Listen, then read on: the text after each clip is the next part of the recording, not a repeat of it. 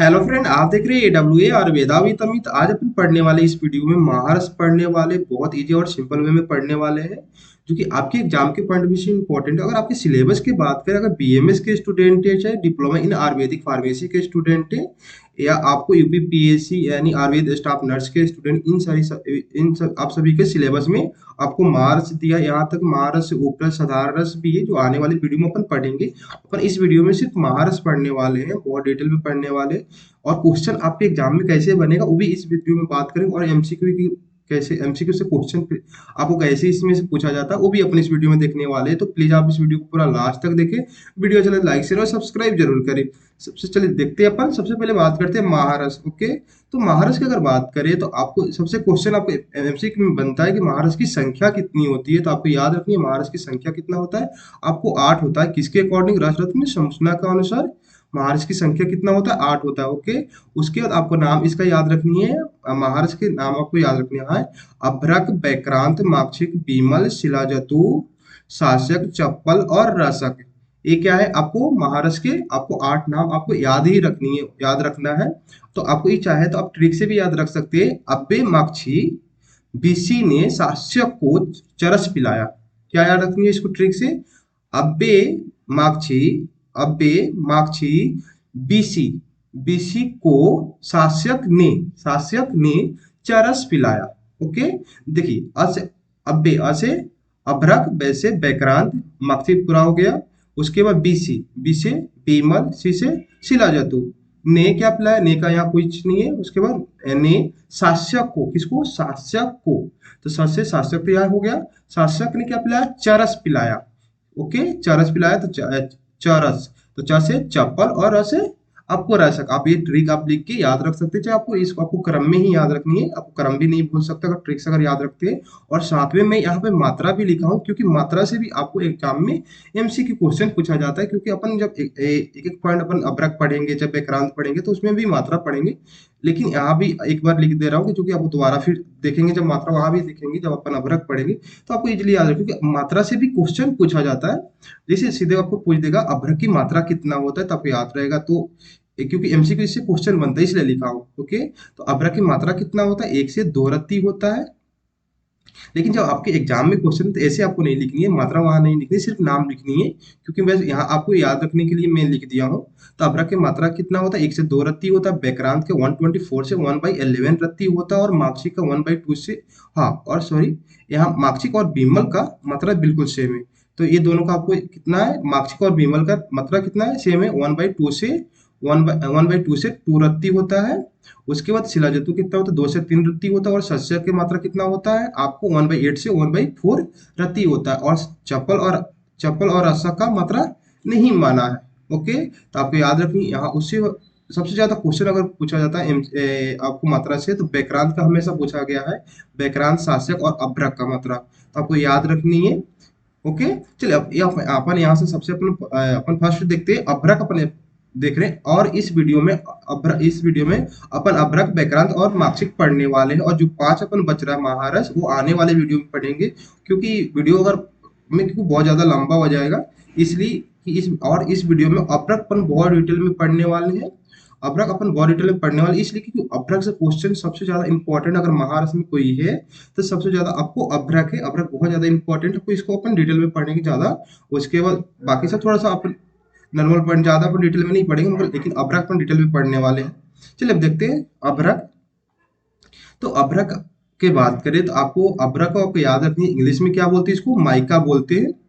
अभ्रक को इंग्लिश में क्या बोलते हैं? माइका बोलते हैं। और इसका पर्याय की बात करें तो व्योम, गौरी गौरी तेज, आकाश, अंतरिक्ष और ख। इसके अलावा भी पर्याय हो, लेकिन जो आपके एग्जाम के पॉइंट ऑफ व्यू से जो पर्याय इंपॉर्टेंट है, जो पूछा जाता है आपके एग्जाम में, बस वही लिखा हो। तो आपको पर्याय याद रखनी है, जिसमें से आकाश और ख ये बहुत बार पूछा गया है कि अभ्रक या ख ऐसे दे देगा आपको कि अभ्रक का पर्याय क्या होता है। तो आकाश और ख बहुत ज्यादा आपको पूछा गया अभ्रक का पर्याय में। ओके, उसके बाद ये आपको पॉइंट इसमें ऐड नहीं करनी, ये आपको MCQ के लिए मैं यहाँ पे लिखा हूँ कि चिकित्सार्थ अभ्रक का स्वर प्रथम, याद रखनी है, स्वर प्रथम प्रयोग अष्टांग हृदय में।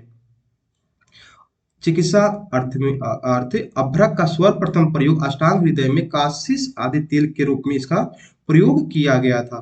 तो ये आपको सिर्फ एमसीक्यू के लिए याद रखनी है कि आपको कहाँ पे इसका प्रयोग किया गया। अष्टांग हृदय के काशिश तेल में बाह्य काशिश तेल के रूप में बाह्य इसका प्रयोग किया गया था। तो ये आपको लिखने नहीं है, बस आपको एमसीक्यू के लिए यहाँ स्टार बना के लिख दिया हूँ, जो कि आपको याद रखनी है। ओके, सर्वप्रथम कहाँ प्रयोग किया गया था? अष्टांग हृदय के काशिश तेल में इसका बाह्य प्रयोग किया गया था। ओके, चलिए अपन नेक्स्ट अपन देखते हैं परिचय। अभ्रक का अपन परिचय देख रहे हैं।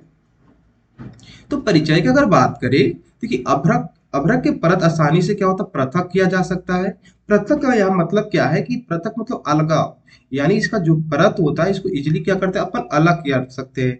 तो परिचय में आपको जैसे पॉइंट बना के मैं लिखा हूँ, आपको ऐसे ही सब पॉइंट परिचय में आपको लिखनी है कि अभ्रक का जो परत होता है उसको आसानी से अपन अलग किया जा सकता है। और इसके जो परत होते हैं दानेदार अणुओं से बना होता है। जो अभ्रक जो परत होता है वो क्या होता है?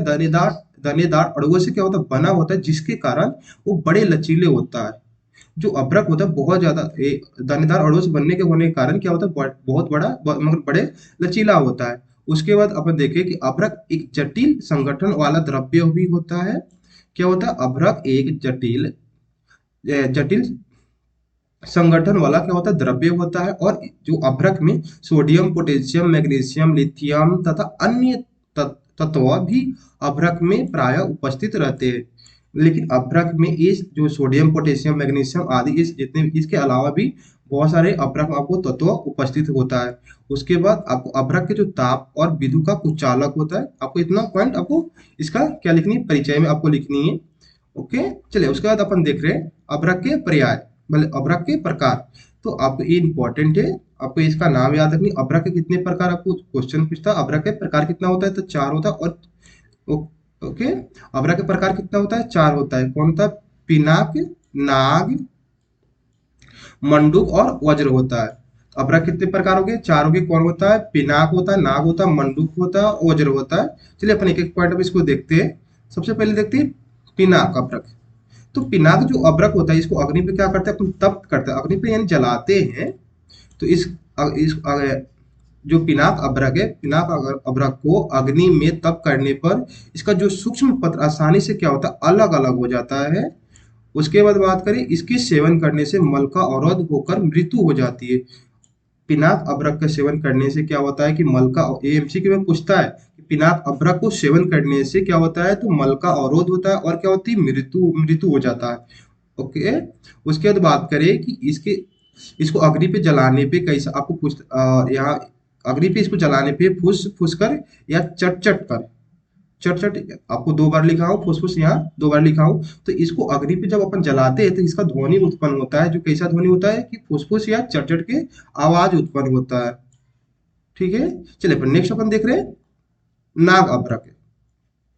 तो नाग अभ्रक की अगर बात करें, तो नाग अभ्रक को जब अग्नि को अपन तपाते हैं, तपाने पर क्या होता है कि फुत्कार के सदृश ध्वनि सुनाई देता है। जब नाग अभ्रक के जो दिखते हैं सांप, जैसे सांप को अगर मारने से कैसे उसका आवाज क्रिएट करता है, जैसे उसका ध्वनि उत्पन्न होता है, वैसे ही सिर्फ नाग अभ्रक का भी अग्नि पे जब जलाते हैं ना, तो सांप जो आवाज निकलता है वैसे ही सेम नाग अभ्रक का भी आपको जब अग्नि पे जलाएंगे तो ऐसा आपको सुनाई देगा, उसका सदृश आपको ध्वनि उत्पन्न होती है। तो नाग अभ्रक को अग्नि पे तपाने पे आपको फुत्कार के सदृश ध्वनि उत्पन्न होता है। और नाग अभ्रक का सेवन करने से मंडल आदि कुष्ठों की उत्पन्न होता है। ये देखिए, जो अभी अभ्रक अपन देखे, अब विनाक अभ्रक के देखे हैं कि इसको सेवन करने से क्या होता है? मल का अवरोध होता है। क्योंकि ये आदत नहीं है, एमसीक्यू में पूछता है कि अब ओके, वैसे ही आपको इसमें जैसे नाग अभ्रक अपन जब सेवन कर रहे हैं तो इससे कौन सा रोग होता है? कि मंडल आदि कुष्ठ रोग की उत्पन्न होती है। जब नाग अभ्रक अपन सेवन करते हैं तो इसके सेवन करने से मंडल आदि कुष्ठ रोग उत्पन्न होता है। चलिए नेक्स्ट अपन देख रहे हैं मंडूक। मंडूक मतलब मेढक जी। क्या होता है? इसको जब मंडूक जो अभ्रक होता है इसको अग्नि पे जब अपन जलाते हैं, जब अग्नि पे इसको जलाते हैं तो मेढक की तरह क्या होता है? मेढक की तरह इसका ध्वनि उत्पन्न होता है, जैसे उछल उछल कर बाहर आता है। जैसे मेढक कूद कूद के जो चलता है, चलने के कारण जो ध्वनि उत्पन्न होती है ना, सेम वैसे ही मंडूक अभ्रक का भी जब अग्नि को अपन जलाएंगे तो वैसे मेढक की तरह क्या होता है? ध्वनि अगर निकलता है और उछल उछल के बाहर जो आता है। ठीक है, चलिए नेक्स्ट उसके बाद अगर सेकंड इसमें और पॉइंट की बात करें, इसके सेवन करने से क्या होता है? आपको अस्मरी रोग उत्पन्न होता है।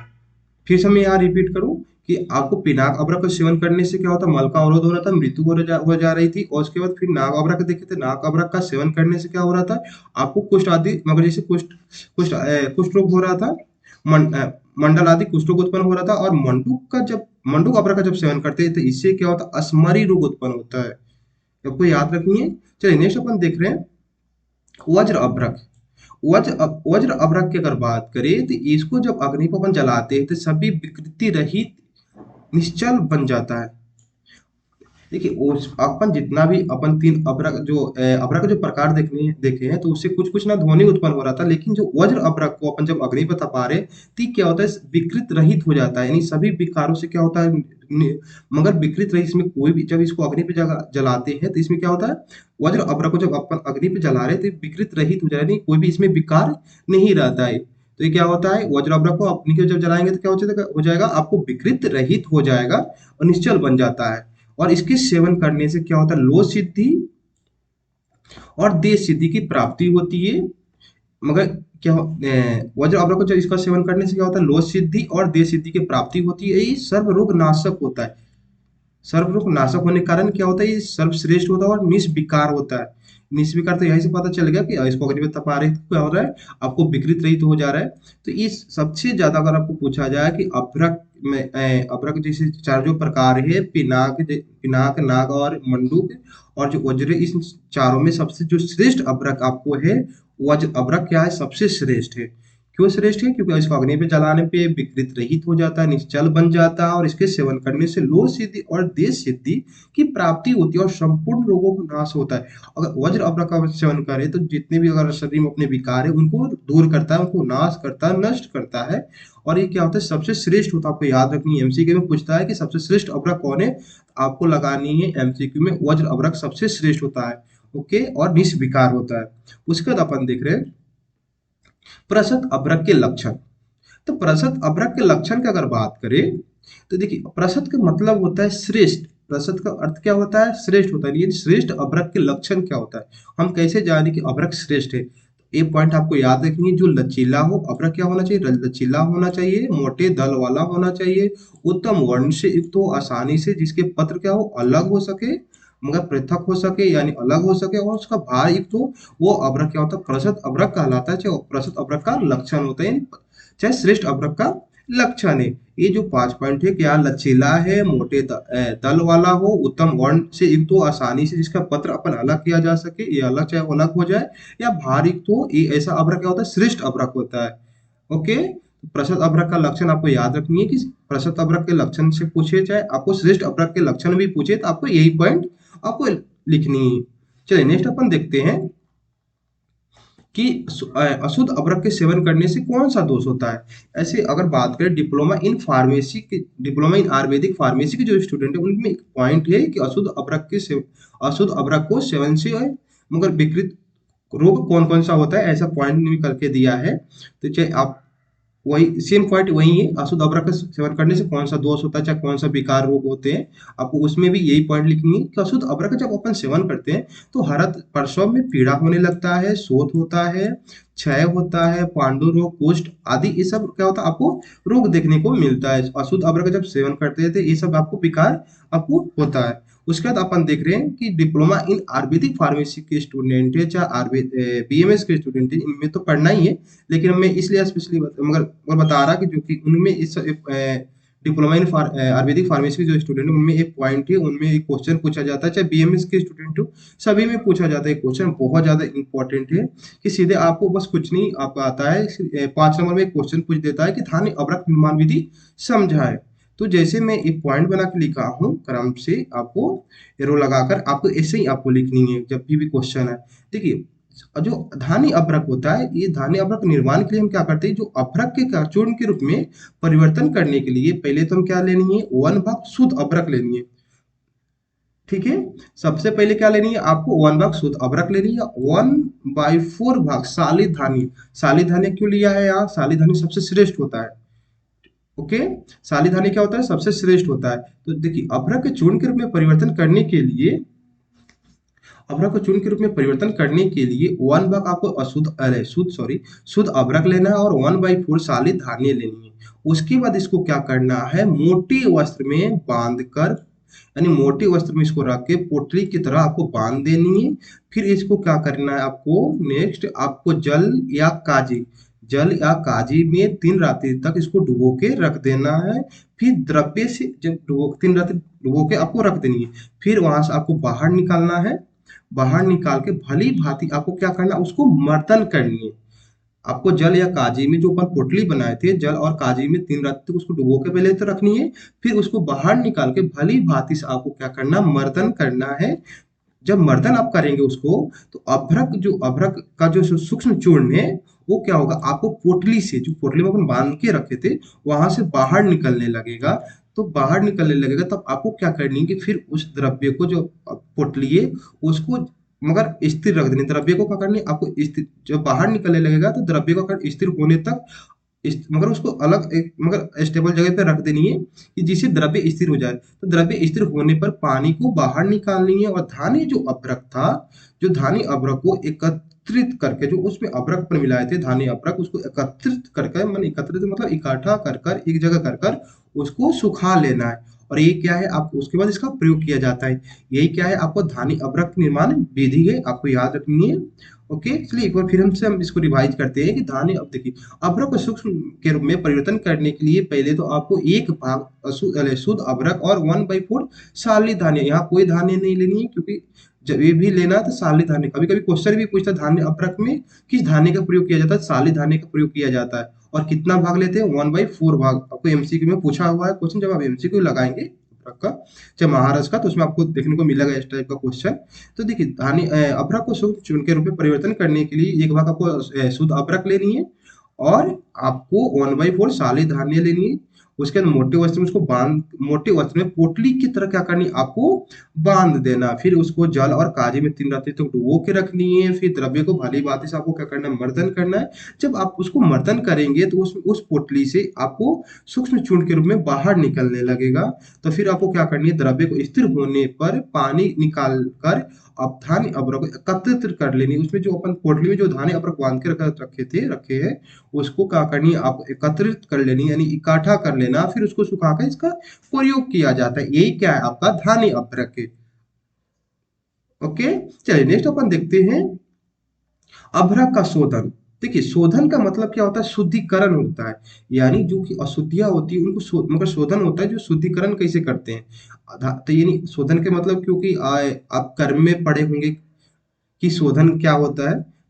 तो शोधन के यहाँ मगर शोधन का मतलब क्या था, शुद्धिकरण। कैसे शुद्धिकरण कैसे करें, यानी अभ्रक का शोधन कैसे किया जाता है। तो आपको ये, आप चाहे तो आप एक मगर क्रम से लिख सकते हैं, शुद्ध अभ्रक लिख के रख कर प्रतप्त करते हैं। क्योंकि मैं इसे क्रम से इसलिए लिखा हूँ एरो लगाकर, जिसे आपको इजीली याद रह सके। तो जो अभ्रक का शोधन कैसे करते हैं, सबसे पहले आपको तो अशुद्ध अभ्रक लेते हैं, उसके बाद उसको अशुद्ध अभ्रक को रख प्रतप्त करते हैं, यानी अग्नि पर तपाते हैं। फिर उसमें क्या करते हैं, त्रिफलाक्वाथ या काजी, गौमूत्र, तीनों में से कोई एक लेकर उसे अभ्रक को 7 बार आपको बुझानी है। बुझाने से क्या होता है, अभ्रक क्या होता है, शुद्ध हो जाता है। तो अभ्रक का शोधन कैसे किया जाता है, पहले तो अशुद्ध अभ्रक लेनी है, उसके अशुद्ध अभ्रक को प्रतप्त करते हैं। फिर इस त्रिफलक्वाथ काजी गौमूत्र में हम क्या करते हैं, उसको कितना बार, 7 बार बुझाते हैं। फिर क्या होता है, शुद्ध अभ्रक। यहाँ 7 बार बुझाने का मतलब क्या है, देखिए आपको बार बार क्या करनी है, अशुद्ध अभ्रक को, जो अभ्रक अपन लिए है उसको रक्त प्रतप्त करनी है। फिर काजी मगर त्रिफला ले लिए, चाहे क्वाथ ले लिए, गौमूत्र, कोई एक द्रव्य लेके उसमें एक बार बुझाए। और एक प्रक्रिया, फिर आपको उसको फिर अभ्रक को गर्म करना। फिर आपको त्रिफलाक्वाथ काजी आपको चाहे गौमूत्र में किसी एक में फिर डालनी है।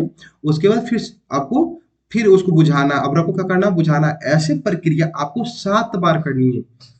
क्या करनी है, आपको गर्म करनी है, फिर आपको माने इसको हम द्रव्य मान लेते हैं, फिर द्रव्य में डालना है, फिर आपको डालना है। और ये प्रक्रिया कितना बार ऐसा करनी है, आपको 7 बार करनी है। तो क्या हो जाएगा, आपका अभ्रक क्या हो जाएगा, शुद्ध हो जाएगा। आपको आई होप आपको समझ में आ रहा होगा मैं समझाना जो चाहता हूँ। ओके, चलिए नेक्स्ट अपन देखते हैं मारन। तो अभ्रक के मारन की बात करते हैं कि मारन प्रक्रिया के द्वारा आपको याद रखनी है, मारन अभ्रक जो सिर्फ अपन यहाँ मारन की बात करें, अभ्रक की नहीं बात करें। अगर मारन प्रक्रिया का द्वारा कभी भी पूछा जाए मारन प्रक्रिया के द्वारा क्या किया जाता है, तो हम उसको भस्म बनाते हैं। अगर अभ्रक बना रहे, अभ्रक का मारन करें तो अभ्रक भस्म बनेगा। अगर बैक्रांत का मारन करें तो बैक्रांत भस्म बनेगा। यहाँ आपको एक पॉइंट आपको याद रखनी है। अब मारन प्रक्रिया के द्वारा हम क्या करते हैं, भस्म बनाते हैं। आई होप आपको समझ में आ रहा होगा। अभ्रक प्रक्रिया के दौरान हम क्या करते हैं, भस्म बनाते हैं। तो वही आपको यहाँ लिखा है, मारण प्रक्रिया के दौरान क्या करते हैं, भस्म बनाते हैं। चाहे कोई भी हो सकता है, महारस हो सकता है, साधारण रस हो सकता है, क्योंकि सब आने वाली वीडियो सब अपन समझेंगे। तो आपको ये चलिए देखते, यहाँ बात करें अभ्रक का मारण। तो अभ्रक का मारण कैसे करते हैं कि देखिए, सबसे पहले आपको धानी अभ्रक को काशिश काशमर्द धानी अभ्रक को काशमर्द सौरस में मर्दन करके क्या करनी, आपको चक्रिका बनानी है। पहले तो धानी अभ्रक लेनी है, उसके बाद काशमर्द सौरस लेना है। इन दोनों को अच्छे प्रकार से धानी अभ्रक को किसमें, आपको काशमर्द सौरस अब में अच्छे प्रकार से रख के उसको मर्दन करनी है। मर्दन करने के बाद उसको चक्रिका बनानी है। चक्रिका, ठीक है। धानी अभ्रक क्या किए, काशमर्द सौरस में उसको अच्छे प्रकार से मर्दन करनी है, फिर उसको मर्दन करके चक्रिका बनानी है। चक्रिका मतलब चापुट चापुट छोटा छोटा ऐसे बनानी है, चक्री चक्री टाइप का आपको बनानी है। चक्रिका बना के फिर उसको क्या करना है, आपको सुखा लेना है। सुखाने के बाद क्या करनी है, आपको सराव संपुट करना है। सुखाकर क्या करते हैं हम, सराव संपुट करते हैं, फिर उसमें उसको 10 गज फुट देकर उसको पाक करते हैं। फिर पाक करने पर क्या होता है, अभ्रक का भस्म बन जाता है। देखिए, अभ्रक का मारण की प्रक्रिया के द्वारा क्या हुआ, प्राप्त हुआ अपन को अभ्रक भस्म की प्राप्ति हुई। तो अब मारण की प्रक्रिया के द्वारा क्या होता है, अपन भस्म प्राप्त करते हैं। तो ये क्या है, अभ्रक के मारण है। चलिए नेक्स्ट अपन देखते हैं, मारण के बाद क्या करते हैं अपन, अमृतीकरण करते हैं। देखिए यहाँ पर लिखे हैं, अभ्रक भस्म को क्या करते हैं, अमृतीकरण। लेकिन अपन यहाँ एक पॉइंट अपन समझने वाले हैं, क्योंकि अमृतीकरण आपको यहाँ नहीं पढ़नी है, सिर्फ आपको ए वाला जो पॉइंट लिखा हूँ ये पढ़नी है। लेकिन ये वाला पॉइंट हम सिर्फ आपको समझाने के लिए, अमृतीकरण होता क्या है इसलिए यहाँ, क्योंकि आपको ये जो पॉइंट अमृतीकरण आपको परिभाषा परिकरण में आपको पढ़ना है। लेकिन हमें यहाँ इसलिए लिखा हूँ जिससे आपको समझ में आ जाए कि अमृतीकरण होता क्या है। तब उसके बाद अपन देखेंगे अभ्रक भस्म के अमृतीकरण कैसे करते हैं, वो विधि हो गया। मन अमृतीकरण पहले तो आपको पता होना चाहिए अमृतीकरण होता क्या है, इसलिए यहाँ पर मैं पॉइंट लिखा हूँ। ठीक है, चलिए तो देखते हैं कि अमृतीकरण क्या होता है। कि अमृतीकरण समझे तो देखिए, धातु को जो भस्म अभी बना है, मारण प्रक्रिया के द्वारा हम क्या किए, अभ्रक का भस्म बना है। चाहे कोई भी हो सकता है यहाँ पे, लेकिन यहाँ बात कभी अब अभ्रक का बात करें तो यहाँ अभ्रक की बात करेंगे। देखिए, अमृतीकरण क्या होता है, मगर धातुओं को जो भस्म बनाने के पश्चात, पश्चात मतलब बाद, नहीं धातु का जब अपन भस्म बनाने के पश्चात भस्म में उपस्थित शेष, जब भस्म में जो भस्म बनना है उसमें उपस्थित शेष रहने वाले दोषों को क्या करते हैं, दूर करने के लिए जो प्रक्रिया की जाती है उसे क्या कहते हैं, अमृतीकरण कहते हैं। पहले तो क्या किए हम, मारण किए, यानी अभ्रक अगर बात करें तो अभ्रक का मारण किए, तो मारण किए तो क्या हुआ, अभ्रक भस्म बना।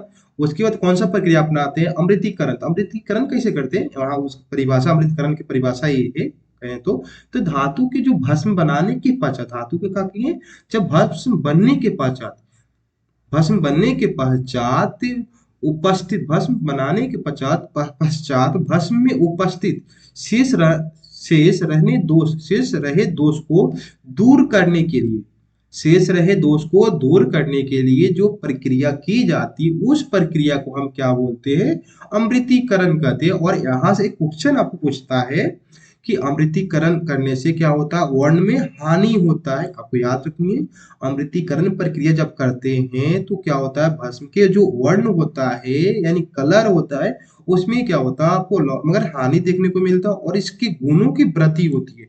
ये दोनों पॉइंट आपको याद रखनी है कि अमृतीकरण के प्रक्रिया के द्वारा क्या होता है, वर्ण में हानि होता है और गुणों की वृद्धि होती है। ठीक है, चलिए नेक्स्ट अपन देखते हैं। अब देख रहे हैं, क्योंकि अमृतीकरण अपन समझ लिए कि अमृतीकरण होता क्या है, लेकिन अपन क्या पढ़ने वाले हैं, जब ऐसा आपको क्वेश्चन है तो अमृतीकरण आपको लिखनी नहीं है, सिर्फ आपको समझाने के लिए यहाँ पॉइंट लिखनी है। आपको डायरेक्ट अभ्रक के मारण के बाद डायरेक्ट आपको कौन सा पॉइंट लिखनी है, अभ्रक का भस्म, अभ्रक भस्म के अमृतीकरण लिखना है। ये परिभाषा आपको ये पर जो समझाया हूँ आपको ये नहीं लिखनी है, सिर्फ आपको समझाने के लिए यहाँ एड किया हूँ कि अमृतीकरण होता क्या है। ओके, आई होप आपको समझ में आ रहा होगा। चलिए हम बात करते हैं कि भस्म के, अभ्रक भस्म के अमृतीकरण कैसे करते हैं। तो अमृतीकरण की बात करें, अभ्रक भस्म अमृतीकरण की बात करें तो पहले क्या करें, अभ्रक भस्म अपन ले लिए और गौ घृत को सामान्य मात्रा में आपको लेना है। अभ्रक भस्म लेनी है और गौ घृत को आपको सामान्य मगर इक्वल मात्रा में आपको लेना है। फिर आपको क्या करनी है, इनको लोहे की कढ़ाई में आपको रख देनी है और उसको क्या करना, अग्नि पे, मंद अग्नि पे क्या करना, जलाना है। कब तक जलानी है, कब तक पाक करना है, जब गौ घृत जलने तक, गौघृत के जलने तक मंद अग्नि पर पाक करनी। जब आपको लोहे के कढ़ाई में रख के इसको जब घृत को जलने तक आपको मंद अग्नि पे इसको पकानी है। उसके बाद जब पकाएंगे तो क्या हो जाएगा, अमृतीकरण हो जाएगा। तो ये क्या हो गया, अभ्रक भस्म के अमृतीकरण के प्रोसेस हो गया। नेक्स्ट अपन देखते हैं लोहितीकरण। फिर यहाँ आपको लोहितीकरण में समझा रहा हूँ, तो आपको ये वाला पॉइंट जब भी आपको आए क्वेश्चन, तो ये पॉइंट इसमें ऐड नहीं करनी है, सीधे आपको कौन सा पॉइंट लिखनी है, अभ्रक भस्म के लोहितीकरण। ये आपको जिससे समझेंगे उस, क्योंकि आपको लोहितीकरण आपको पता नहीं क्योंकि कि लोहितीकरण होता क्या है, क्योंकि अभ्रक भस्म की लोहितीकरण आपको पॉइंट है यहाँ लोहितीकरण, तो उससे पहले आपको लोहितीकरण होता क्या है वो समझते हैं, इसलिए यहाँ पॉइंट ऐड किया हो। तो आपको एग्जाम में जब भी क्वेश्चन आए तो सीधे आपको अमृतीकरण अभ्रक भस्म के अमृतीकरण के बाद सीधे आपको कौन सा पॉइंट लिखनी है, अभ्रक भस्म का लोहितीकरण। ये वाला आपको समझाने नहीं है, सिर्फ आपको यहाँ इसलिए लिखा हूँ कि आपको समझ में आ जाए कि लोहितीकरण पहले तो होता क्या है, उसके बाद अपन देखेंगे कि अभ्रक भस्म के लोहितीकरण करते कैसे। तो आपको पता होना चाहिए लोहितीकरण पहले क्या है। देखिए लोहितीकरण की अगर बात करें कि देखिए अमृतीकरण क्या किए, पहले क्या किए थे, अमृतीकरण किए थे। तो अमृतीकरण के पश्चात जो भस्म के वर्ण में क्या होता है, हानि हुआ। अमृतीकरण करने के बाद हम पढ़े थे कि अमृतीकरण जब करते हैं तो क्या होता है, वर्ण में हानि होता है और गुणों में वृद्धि होता है। तो अमृतकरण करने के पास अमृतीकरण के द्वारा जो भस्म के वर्ण में क्या होता है, हानि होता है, एवं इसके भार और इस भस्म के वर्ण के हानि को दूर करने के लिए पुनः अपने स्वाभाविक वर्ण में लाने की जो प्रक्रिया किया जाता है, तो क्या होता है, उसको लोहितीकरण कहते हैं। देखिए अभ्रक में हम अमृतीकरण में क्या कर रहे थे कि जो भस्म की प्रक्रिया करने के पश्चात में जो उसमें कुछ शेष दोष रह जा रहे थे, तो उस दोष को दूर करने के लिए आपको क्या किए थे, हम अमृतीकरण किए थे। देखिए लोहितीकरण के मतलब क्या होता है, लोहितीकरण क्यों कर रहे हैं कि जो उस अमृतीकरण में क्या हो रहा था, आपको वर्ण के हानि हो रहा था, तो उसको उसको फिर क्या होता है, पुनः अपने स्वाभाविक रूप में लाने के लिए जो प्रक्रिया की जाती है उसे क्या कहते हैं, हम लोहितीकरण कहते हैं।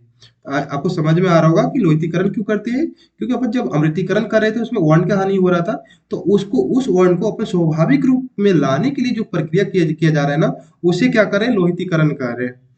समझ में आ रहा होगा आपको कि लोहितीकरण क्यों कर रहे हैं, क्योंकि जो कि अमृतकरण करने के बाद क्या होता है, वर्ण में हानि हो रहा था, उसको स्वाभाविक रूप में मगर अपने स्वाभाविक रूप में जो लॉस हुआ, जो वर्ण जो को हानि हुआ है उसको स्वाभाविक रूप में लाने की जो प्रक्रिया की जा रही है उसे लोहितीकरण कहते हैं। वही आपको यहाँ लिखा हुआ है कि अमृतीकरण के द्वारा जो भस्म के वर्ण में हानि होता है एवं भस्म के वर्ण को हानि को दूर करने के लिए पुनः अपने स्वाभाविक वर्ण में लाने की जो प्रक्रिया की जाती है उसे क्या कहते हैं, लोहितीकरण कहते हैं। फिर उसके आगे पॉइंट लिखा हुआ है कि अमृतीकरण के पश्चात क्या होता है, अमृति जब करण करते हैं तो कृष्ण वर्ण की हो जाता है।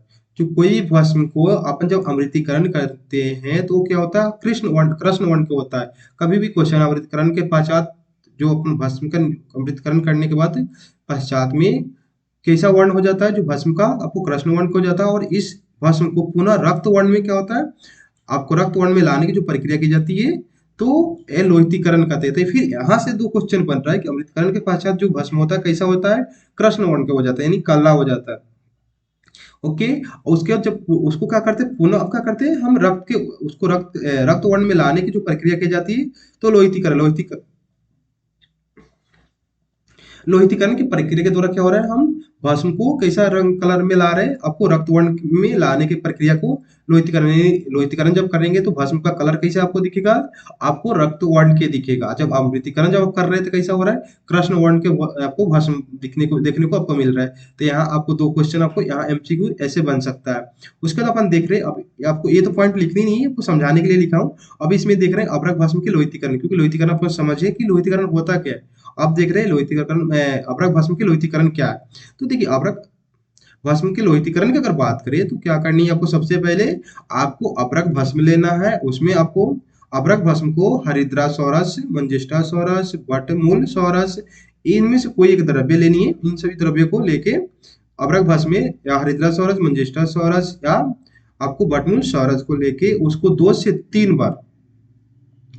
3 बार फूट देकर उसे भस्म को अपने स्वाभाविक रक्त वर्ण यानी रक्त कमल वर्ण में आ जाता है।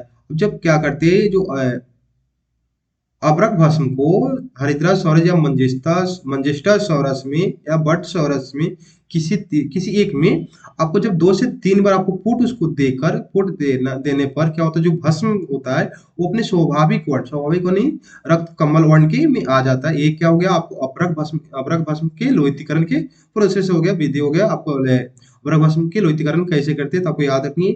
आपको ये जो आपको सौरस लिखा हुआ है ना, आपको ये भी पूछा जाता है कि अभ्रक भस्म के लोहितीकरण में कौन सा द्रव्य का यूज करते हैं, तो हरिद्रा सौरज का यूज करते हैं, मंजेस्टा सौरज का उपयोग करते हैं, आपको बट मूल सौरज का उपयोग करते हैं। तो आपको ये भी याद रखनी है, ऐसे भी क्वेश्चन पूछता है।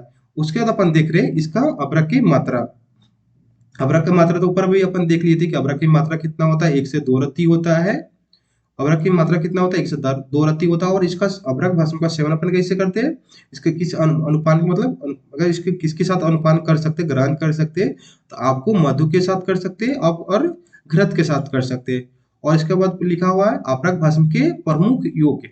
ये जो मैं 3 लिखा हूं तो आपको याद रखनी है। अभ्रक भस्म की क्या है, प्रमुख योग है आरोग्य वर्धनी पट्टी, पंच अमृत पट्टी और गगन पर पट्टी। ऐसे तो होते बहुत सारे हैं प्रमुख आपको योग, आपको और इसके अलावा भी बहुत सारे हैं, लेकिन जो आपके एग्जाम में पूछा जाता है अभ्रक भस्म के प्रमुख योग पूछा जाए तो आपको ये तीनों पॉइंट आपको लिख सकते हैं। इसके अलावा भी अगर पढ़नी है तो बुक से जरूर आप रीड कर सकते हैं। ओके, चलिए अब आप देख रहे हैं सेकंड अपना क्या है, बैकग्राउंड। तो बैकग्राउंड की अगर बात करें तो इसको क्या बोलते हैं, इंग्लिश में क्या बोलते हैं, टोरमेलिन। इंग्लिश में क्या बोलते हैं, टोरमेलिन। उसका रासायनिक इसका सूत्र आपको याद रखनी है कि बैकग्राउंड का रासायनिक सूत्र क्या होता है, K2OAl2 O3 6SiO2। ये आपको सूत्र याद रखनी है। कभी कभी सूत्र दे देता है कि किसका सूत्र है, तो बैकग्राउंड का सूत्र है, रासायनिक सूत्र है, तो आपको इसे याद रखनी है। और बैकग्राउंड को इंग्लिश में क्या बोलते हैं, टोरमेलिन बोलते हैं। उसका इसका पर्याय आपको याद, सेकेंड अपना थर्ड पॉइंट क्या है, पर्याय। तो पर्याय की बात करें तो विक्रांत का पर्याय क्या, बैक्रांत का पर्याय क्या होता है, बैक्रांत जीर्ण वज्र और कुवज्र, ये दोनों ही इंपॉर्टेंट है। ये दोनों आपको याद रखनी है। बैक्रांत को हम क्या बोलते हैं, जीर्ण वज्र बोलते हैं और कुवज्र बोलते हैं। उसके बाद अपन बात करें भेद। तो बैक्रांत के अगर भेद की बात करें तो आपको ये आचार्य के अकॉर्डिंग बात करें, रसायनों चाहे मंजर रस मंजरी रस मंजरी के अनुसार कितना होता है, 7 होता है। बैक्रांत के अगर बात करें, बैक्रांत के अगर भेद की बात करें तो रसायनों और रस मंजरी के अनुसार कितना होता है, बैक्रांत के 7 होता है। कौन कौन सा होता है, श्वेत रक्त पीत नील, श्वेत मतलब उजला, रक्त मतलब लाल, तो काल मतलब श्वेत रक्त पीत नील श्याम कृष्ण और पारावत। पारावत ये क्या हो गया आपका 7 क्या हो गया, सॉरी, ये क्या हो गया आपको 7 भेद हो गया किसका, बैक्रांत की। किसके अकॉर्डिंग आपको, आपको रसायनों और रस मंजूरी के अनुसार कितना हो गया, 7 हो गया। और रस संरचना के अनुसार कितना होता है, 8 होता है। और 7 कितने, 7 ये हो गए। और कर्बूर टोटल कितने हो गए, 8। ये किसके अकॉर्डिंग हो गया भेद, आपको रस रत्न समुच्चय का, नहीं R R S, R S की मतलब क्या है, रस रत्न समुच्चय के अनुसार कितना हो गया आपको, बैक्रांत के भेद कितना हो गया, 8 हो गया। इन्हें क्या ऐड किया, इस सिर्फ एक आपको कर्बूर ऐड किए हैं, तो 7 क्या हो गया, रस मंजरी, आपको रसायनों और रस मंजरी के अनुसार 7 भेद हो गए। आप याद रखिए इसका नाम श्वेत रक्त पीत नील श्याम कृष्ण और पारावत प्रभ प्रभ। तो ये क्या हो गया आपको, इनके अकॉर्डिंग हो गया, 2 आचार्य के अकॉर्डिंग। और तीसरा क्या हो गया आपको, 8 किसने माना है, आपको पूछता है कि बैक्रांत के भेद कितना होता था, 7 भी होता है और 8 भी होता है, किसके किसके अकॉर्डिंग होता है ये भी याद रखनी है। और रस रत्न समुचना ने क्या ऐड किए थे, 7 तो इन्हें माना है। आपको रसायनों और रसमंजरी ने माना है। देखिए रस समुचना ने कितने बताए हैं बैक्रांत के भेद, 8 बताए। कौन सा ऐड किए, तो कर्पूर। कभी कभी एमसीक्यू में पूछता है कि, तो एमसीक्यू में आपको 8वां कौन सा इसका भेद भेद का कैसे, कर्पूर आपको क्या है, आपको 8 भेद है किसकी कौड़ी, रस रत्न समुचना कौन सा, तो आपको ये याद रखनी है। चलिए नेक्स्ट अपन देखते हैं बैक्रांत की शोधन। तो बैक्रांत के अगर शोधन की अगर बात करें तो क्या करेंगे, आपको बैक्रांत लेनी है, फिर कुलत क्वाथ या कोद क्वाथ, या आपको अम्ल द्रव्य, या कोई भी आपको इसमें से द्रव्य आपको लेनी है, बैक्रांत लेनी है।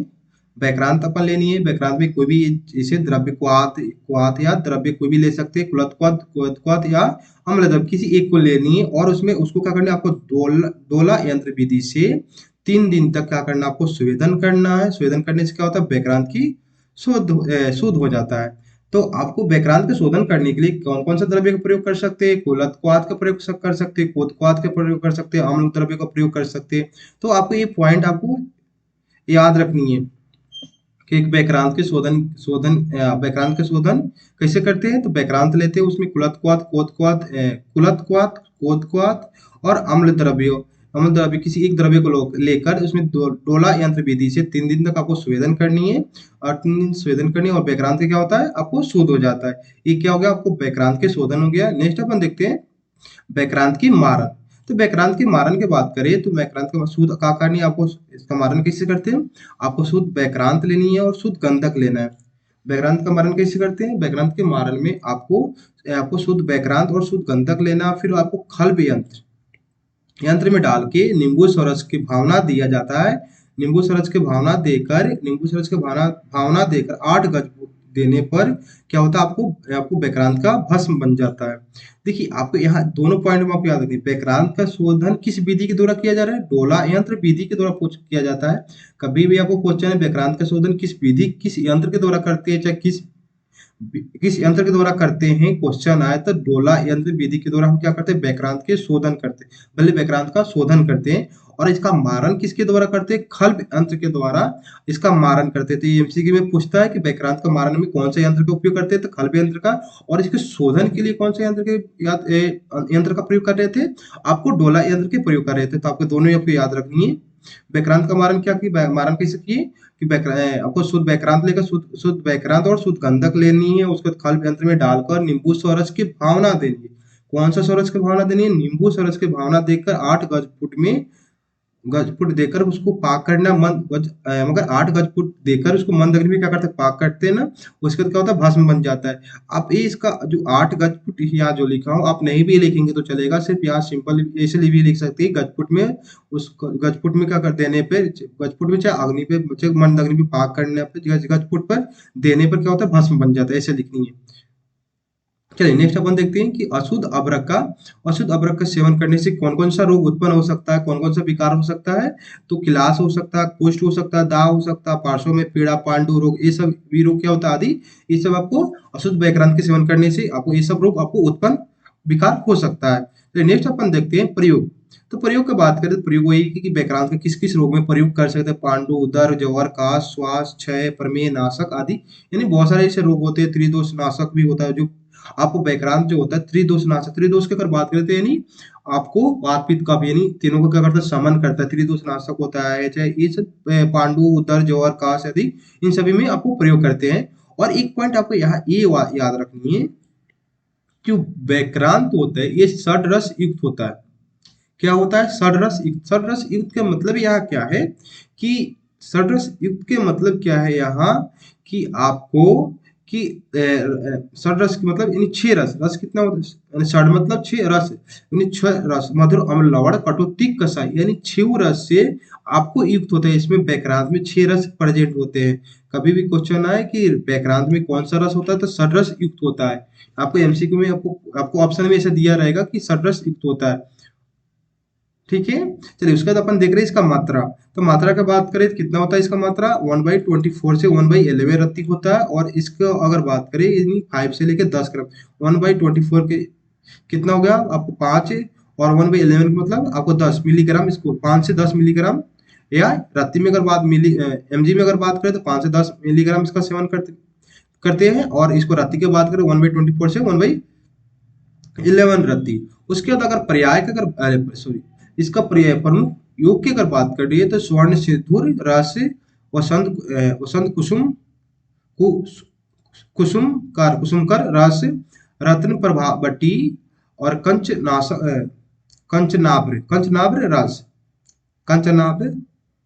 रस। ये क्या इसका प्रमुख योग है, तो आपको याद रखनी है। और यहाँ पर आपको एक पॉइंट मैंने छोड़ दिया था, एक चीज यहाँ आपको समझानी था मेरे को कि बैक्रांत में एक पॉइंट आप यहाँ और ऐड करनी है कि देखिए क्या हुआ था जब बैक्रांत की आपको यहाँ उत्पत्ति डालनी है और इसका स्थान डालना है। तो ये आप इसको कैसे यहाँ लिखा नहीं हो, जो कि मैं इस वीडियो में बात करें तो बैक्रांत की उत्पत्ति की अगर बात करें कि जब आपको दुर्गा जी ने जब त्रिशूल से दैत्य राज दैत्यराज महिषासुर को जब वध किए थे, तो महिषासुर को जब वध की थी किसने, आपको दुर्गा देवी ने, तो उनका रक्त जहां जहां पृथ्वी लोक पे गिरा था, वहां वहां बैक्रांत की उत्पत्ति हुई थी। आपको लिखनी है, कैसे लिखने, बैक्रांत की उत्पत्ति कैसे हुआ था। तो बैक्रांत की उत्पत्ति आपको यहाँ पॉइंट डाल लीजिए, प्रयाग के पहले डाल दीजिए, प्रयाग के बाद भी डाल सकते, कोई दिक्कत नहीं है। तो बैक्रांत की उत्पत्ति कैसे हुआ था, जब दुर्गा देवी ने, जब दैत्यराज दुर्गा देवी ने जब अपने मगर त्रिशूल से दैत्यराज महिषासुर को जब वध की थी, तो पृथ्वी पर जहां जहां आपको रक्त गिरा था, वहां वहां बैक्रांत की उत्पत्ति हुई थी। और बैक्रांत रक्त कहाँ पे गिरा था, आपको सबसे ज्यादा देखने को मिलता है दक्षिण और आपको फिर उसका सेकंड पॉइंट बनानी है कि स्थान कहाँ पे, आपको उत्तर दिशा और उत्तर और दक्षिण में सबसे ज्यादा बैक्रांत की उत्पत्ति होती है। आपको 2 पॉइंट आपको यहाँ ऐड कर लेनी है। क्या है, बैक्रांत की उत्पत्ति कैसे होता है, जब दुर्गा देवी ने जब महिषासुर को महिषा मैंने दैत्यराज महिषासुर को जब वध किए थे, तो उनका रक्त जहां जहां गिरा था, तो वहां बैक्रांत की उत्पत्ति हुई थी। और दक्षिण और उत्तर दिशा में सबसे ज्यादा, और स्थान के अगर पॉइंट बना देनी है कि बैक्रांत के स्थान कहाँ जो उत्पत्ति हुआ था प्राप्त होता है, तो दक्षिण और उत्तर दिशा में सबसे ज्यादा बैक्रांत की मगर बैक्रांत की उत्पत्ति मगर मिलता है, उस स्थान पे आपको बैक्रांत सबसे ज्यादा मिलता है। ओके, आपको यहाँ एक पॉइंट आपको ये कर देना है। चलिए अपन नेक्स्ट देख रहे हैं, माक्षी।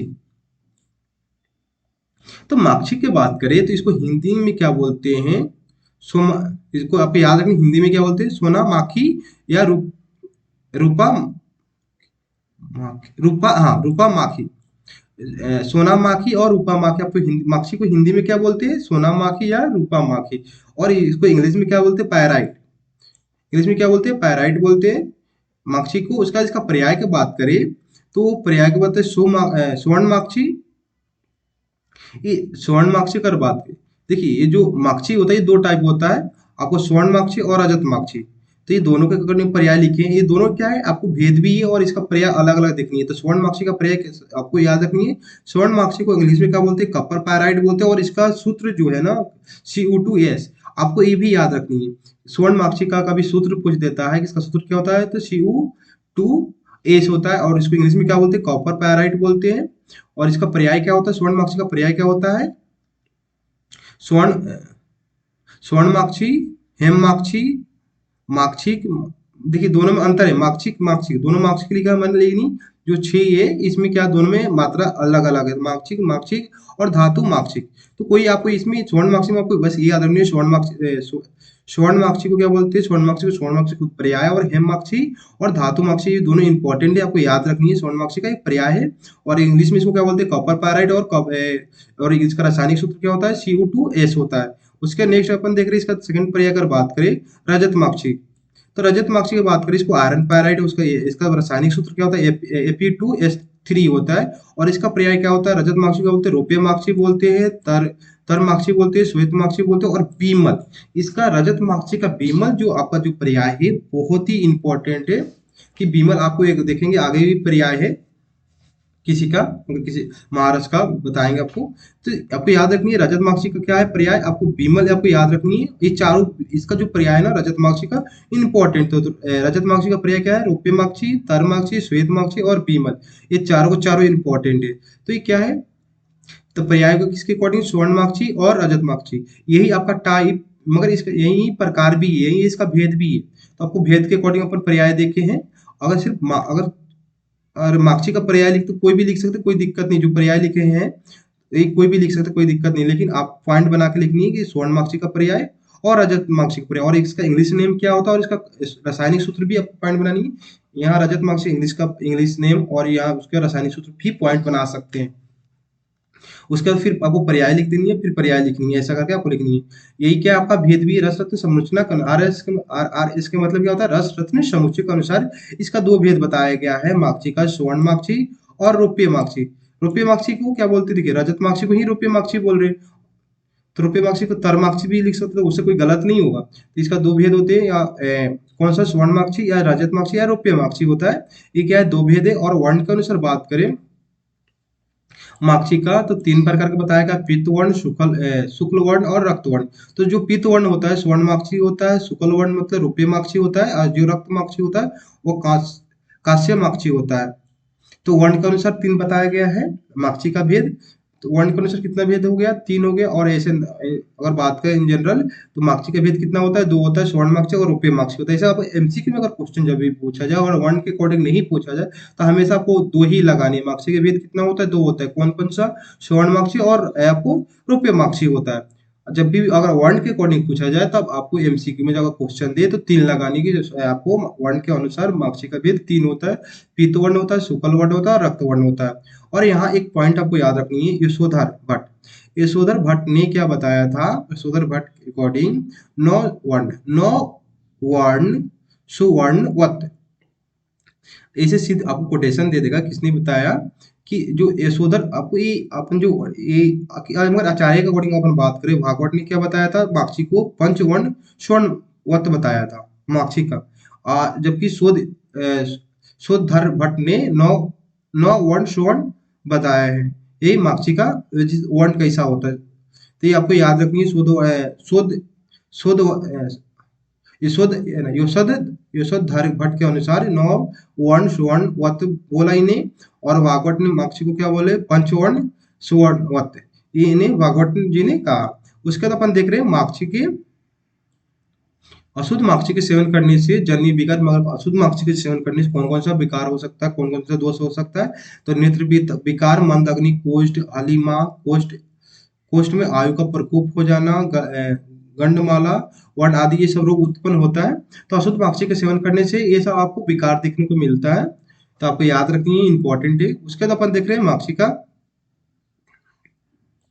माक्षी का शोधन। तो माक्षी का शोधन की बात करें तो माक्षी चूर्ण को क्या करनी है, मातुलुंग सौरस, आपको याद रखनी है। माक्षी का शोधन कैसे करें, कौन सा सौरस को उपयोग कर रहे हैं, मातुलुंग, मातुलुंग सौरस। तो माक्षी का सबसे पहले चूर्ण लेनी है। माक्षी शोधन कैसे करते हैं, माक्षी का चूर्ण बनानी है, फिर उसमें मातुलुंग सौरस मिलाकर डोला यंत्र विधि से स्वेदन करने पे कितने घंटे स्वेदन करनी है, 7 घंटा। 7 घंटा इसको स्वेदन करने में माक्षी का शोधन हो जाता है। अगर यहाँ जो डोला यंत्र आप देख रहे हैं ना, कभी भी आपको क्वेश्चन आए इन जनरल अगर आप पूछा जाए कि शोधन किस यंत्र के द्वारा किया जाए, आपको याद नहीं तो आपको, अगर याद है तो ठीक है, अगर याद नहीं तो आप हमेशा आपको डोला यंत्र लगानी है, क्योंकि आपको, मगर 80 से 90% आपको हमेशा सही हुआ क्वेश्चन कि मैक्सिमम आप जब भी अपन पढ़ेंगे, जैसे कि महारस भी पूरा पढ़ने वाले हैं, साधारण रस पढ़ेंगे, उपरस भी पढ़ने वाले हैं, तो ये जितना भी पढ़ने वाले ना उसमें मैक्सिमम आपको डोला यंत्र विधि से हम संवेदन करने का आपको देखने को मिलेगा। तो डोला यंत्र विधि से संवेदन किया जाता है, तो आपको 80 से 90% आपको चांस रहेगा सही होने का। आपको जब याद नहीं रहे तो आपको एमसीक्यू अगर छोड़ के नहीं आनी, आपको हमेशा आपको डोला यंत्र लगा के आ जानी है, अगर जब आपको याद नहीं रहे तो की बात कर रहा, ओके। नहीं तो क्योंकि सब मैक्सिमम आपको शोधन की प्रक्रिया आपको डोला यंत्र देखने को मिलेगा कि डोला यंत्र की विधि द्वारा आपको शोधन की प्रक्रिया की जाती है। तो शोधन के माक्षी का शोधन अपन कैसे करें, आपको एक पॉइंट ये बताया मैंने, याद कैसे रखनी, याद रखने के लिए बता दिया। चलिए अपन मगर माक्षी का शोधन कैसे किए, माक्षी चूर्ण मात्रा सौराष्ट्र में डोला यंत्र विधि से आपको 7 घंटे तक करनी, आपको संवेदन करने से तो माक्षी का शोधन हो जाता है। या आपको ऐसे ये आप ये प्रक्रिया आपको याद रख सकते हैं, या माक्षी चूर्ण को 7 बार त्रिफला क्वाथ में बुझाने पर माक्षी का शोधन हो जाता है। आप जो आपको इजी लगे दोनों में से, आप दोनों में से कोई याद रख सकते हैं, या त्रिफला क्वाथ या मातुलुंग सोरस में। आप ऐसे भी क्वेश्चन आ सकता है कि माक्षी का शोधन किस आपको द्रव्य के द्वारा किया जाता है, तो मातुलुंग सोरस के द्वारा भी ऑप्शन आपको दे सकता है, चाहे त्रिफला क्वाथ के द्वारा भी आपको माक्षी का शोधन किया जाता है। तो ये आपको दोनों ही आपको याद रखनी है। माक्षी का शोधन कैसे करते हैं, त्रिफला क्वाथ या मातृ सरस के द्वारा हम इसका माक्षी का शोधन करते हैं। तो दोनों में से आप कोई भी आपको विधि आप याद रख सकते हैं। चलिए नेक्स्ट अपन देखते हैं माक्षी का मारण। माक्षी का मारण देखिए तो देखिए, शुद्ध माक्षिक लेनी है और शुद्ध गंधक लेनी है, दोनों को सामान्य मात्रा में जो यहाँ इक्वल दिया हूं देखिए, तो शुद्ध माक्षी लेनी है, शुद्ध माक्षी लेना है और आपको शुद्ध गंधक लेना है। फिर क्या करनी है, आपको मातुलुंग सौरस के भावना देकर इसको पिष्टी बनानी है, पिष्टी बनाकर इसको सुखा लेना है। आपको माक्षी का मारण कैसे करनी है, शुद्ध माक्षी लेनी है और शुद्ध गंधक लेनी है। तो ये दोनों को सामान्य मात्रा में लेके मातुलुंग सौरस के भावना देकर इसको पिष्टी बना लेना है, उसके बाद उसको सुखा लेना है और फिर उसको मूसा में रखकर 5 पर क्या करना, ब्रह्मपुट में पाक करनी है, जिससे क्या हो जाएगा, आपको माक्षी भस्म बन जाएगा। ये क्या होगा, माक्षी का मारण हो गया। नेक्स्ट अपन देख रहे हैं माक्षी का प्रयोग। मगर इस प्रयोग का यहाँ मतलब है कि किस किस रोग में आपको माक्षी का प्रयोग कर सकते हैं, तो प्रमेय हो गया, अर्श हो गया, क्रमी हो गया, कुष्ठ हो गया, उदर हो गया, बस्ती हो गया, पांडु, शोथ, आपको जीर्ण ज्वर, मंद अग्नि, अनिंद्रा, सभी रोगों नाशक करने वाला होता है। ये संपूर्ण रोग नाशक होता है। माक्षी का अगर भी कोई भी क्वेश्चन है, क्या होता है माक्षी, क्या होता है संपूर्ण रोग नाशक होता है। ये सब रोगों में प्रयोग किया जाता है, चाहे आपको संपूर्ण रोगों को क्या होता है नाश करने वाला होता है। निंद्रा आदि संपूर्ण रोग को नाश करने वाला होता है। उसके बाद अपन बात करें मात्रा का, तो मात्रा का बात करें तो कितना होता है आपको 1/2 से 1/2 से 2 रत्ती होता है। और इसका अनुपान की बात करें तो त्रिफला के साथ आपका सेवन कर सकते हैं, त्रिकटु के साथ कर सकते हैं, आपको घरात या शहद के साथ भी कर सकते हैं। उसके बाद अपन बात करें प्रमुख योग की बात करते हैं, प्रमुख योग की बात करते चंद्र प्रभाव भट्टी हो गया, पंच अमृत परपट्टी हो गया, पंच अमृत रस हो गया, कुमार कुमार कल्याण रस हो गया, और रस अमृत रस हो गया। ये क्या है प्रमुख, ये इसका योग है। Thank you. चलिए आपको वीडियो कैसा लगा आप मेरे कमेंट सेक्शन में बता सकते हैं, और वीडियो अच्छा लगा तो लाइक शेयर और सब्सक्राइब बिल्कुल जरूर करें। ओके, फिर अपन देखेंगे, ये तो अपन 3 इसमें अपन महारस पढ़े हैं।